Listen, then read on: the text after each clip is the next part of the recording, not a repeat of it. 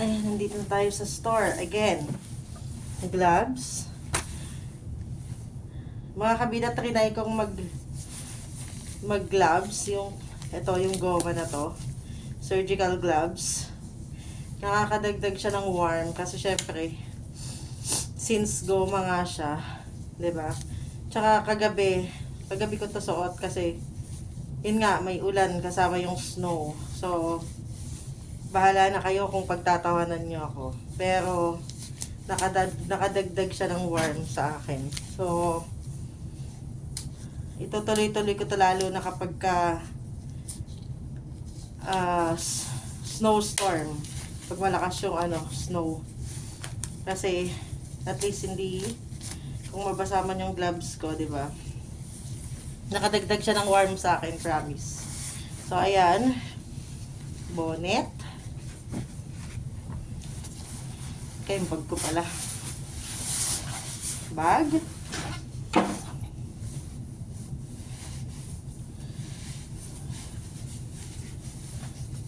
Actually, hiningi ko pa nga ito sa supervisor ko kagabi. So, ito. Scarf. Salamat po pala dun sa nagbigay nito.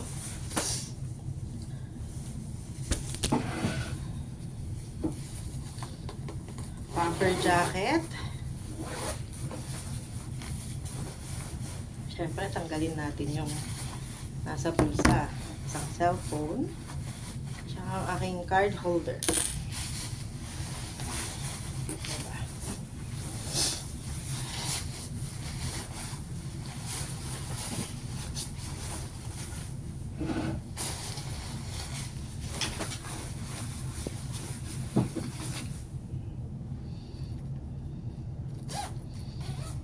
Fleece, ito, importante to sa mga papunta dito.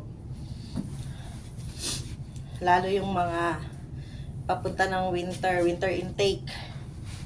Siyempre, medyo mga papa kayo or saan kayo bibili. Tsaka pagdating nyo dito, at least ready kayo. Ito, fleece, napakalaking bagay. Napakalaking bagay ng fleece, guys. Kay Miss Deb Halwage, tama ba? Thread up, yung page nila sa sa Facebook. So, ayan, meron pa akong isa sa leeg.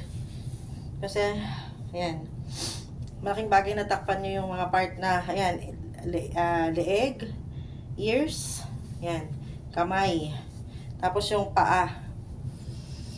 Ayan, actually, sa lamig na yon dahil balot na balot ako, warm naman yung katawan ko. Yan, yun lang ang tinatamaan yan, yung mga part na yan ng ng face. Ayan. Dito na tayo. So, 11:30 pa ang aking shift and it's 10:43. Lagi po akong maaga kasi mas nakakapagod yung patakbo-takbo ka dahil nagmamadali ka na. So, at least, ayan, may time pa akong magpahinga. May time akong ayusin yung mga gamit ko. So, diba? Ang laking bagay. So, next time ang bibilin ko color white. Para naman hindi, diba? Parang lagi akong maglilinis. So, ayan. Bahala kayo kung dyan pagtatawanan nyo ako sa mga makakapanood ng video na to na mga nasa abroad. Pero, kesa magkasakit at hindi makapasok sa work at walang sweldohin, di bali ng diba? Exaggerated sa pagbabalot sa katawan. So, ayan. Suot ko na rin yung aking pangpasok. Sombrero na lang tsaka apron ang ilalagay. Oh, actually yung sapatos ko pala. Kasi ang aking shoes, sponsored by din to. Diba? Sa mga nagbigay sa akin, sa amin ng mga pang winter, maraming salamat po. Ang laking bagay na at least hindi na namin bibilin. Diba? Diba? Yung isang boots ko, hindi ko na siya sinuot kasi parang feeling ko ito, ayan, mas hindi ako madudulas dito sa boots na to. So, eto, thank you. Thank you kay Edwin. Sa mga suot ko, ano ba to? Thank you kay Ate Leslie. Thank you kay Kuya Carlos and Ate Emma. And, syempre, kay Tita Marge at kay Tito Manny. Maraming salamat po sa mga winter stuff na sinusuot namin ngayon.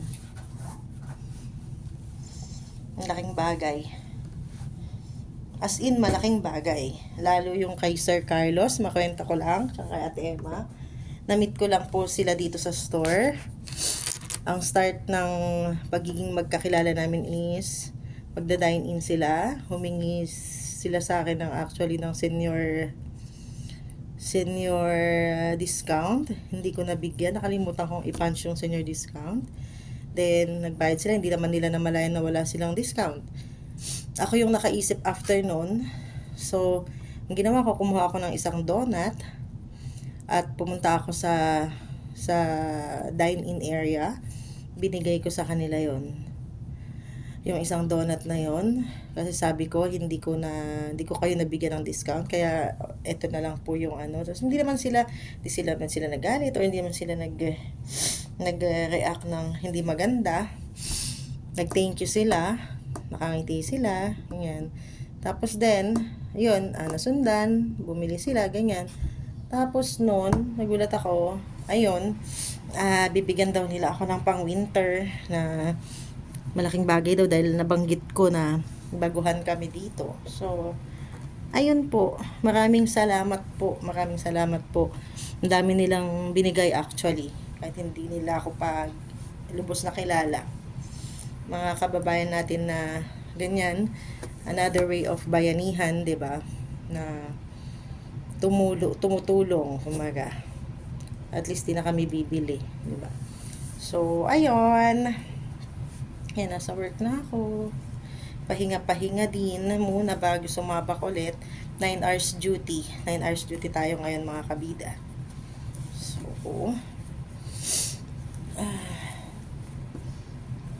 ayaw ko nang buksan yung heater kasi mainit. Oh, actually, mainit. Heater nga di ba? Maingay. So, ayun.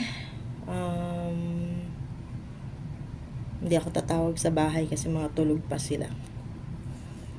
Natulog uli ang aking jowa ay natulog. Ewan ko lang kung gising na ang aking baby.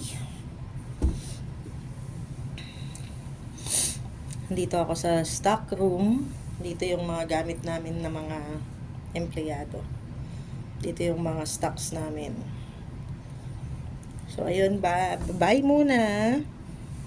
Bye, mga kabida. Ayan. Ingat lagi. Ingat lalo doon sa mga nandito nga sa Canada na first timer din maka-experience ng winter. Ingat po. Ingat po lagi. Bye.